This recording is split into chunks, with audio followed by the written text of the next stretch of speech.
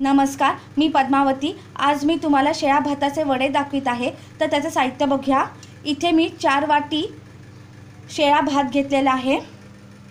एक मोठा बाउल तांदळाचं पीठ घेतलेलं आहे। अर्धा चमचा मीठ घेतलेला आहे। तर कृतीला सुरुवात करूया आपण।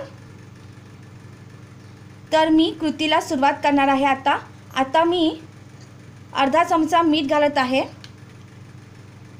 आणि आपल्याला मावेल इतकंच तांदळाचं पीठ घालायचं आहे आणि मळायचं आहे। जेवढं लागेल तेवढं पीठ घालून आपण मळून घेणार आहोत।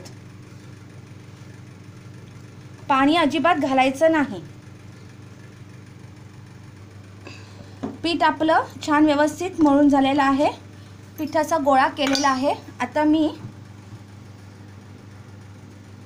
हातावर असं तेल घेऊन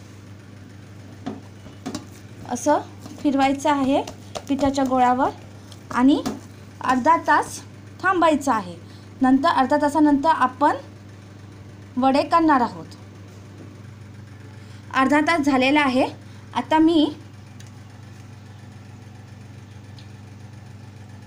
थोडं हातावर तेल घेऊन व्यवस्थित असं मळून घेते आणि मळून घेतल्याच्या नंतर लहान लहान गोळे करून घेते।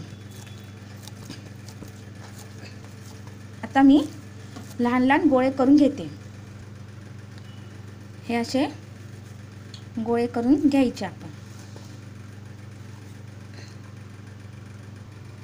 तर हे असे लहान लहान गोळे करून घेतलेले आहेत। इथे मी पोलपाटावर प्लास्टिकची पिशवी ठेवलेली आहे स्वच्छ धुवून। आता ह्याच्यावर मी असा तेलाचा हात असा लावून घेते आणि तेलाचा असा हात लावून घेतलेला आहे। आता आपण ह्याच्याने असं आपण थापायचे वडे।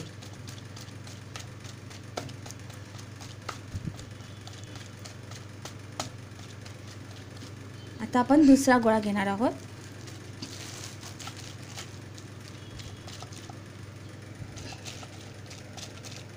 ह्याने असं थापायचं असं।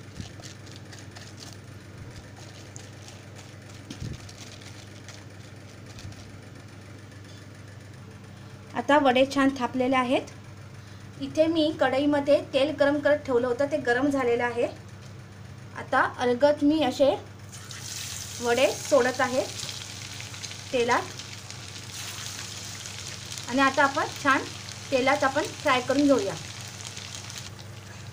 तर वडे आपले छान तळलेले आहेत। आता मी कढईतून काढते आणि आता आपण दुसरे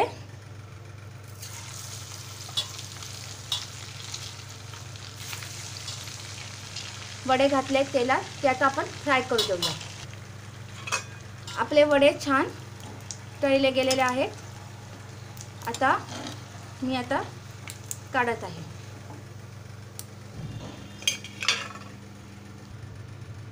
तर अशा पद्धतीने शेळ्या भाताचे वडे करतात। कोकणामध्ये शेळ्या भाताचे वडे अशाच पद्धतीने करतात। चहा बरोबर किंवा भाजी सोबत खातात। तुम्हाला माझा व्हिडिओ आवडला असेल तर लाईक करा आणि सबस्क्राईब करा। धन्यवाद।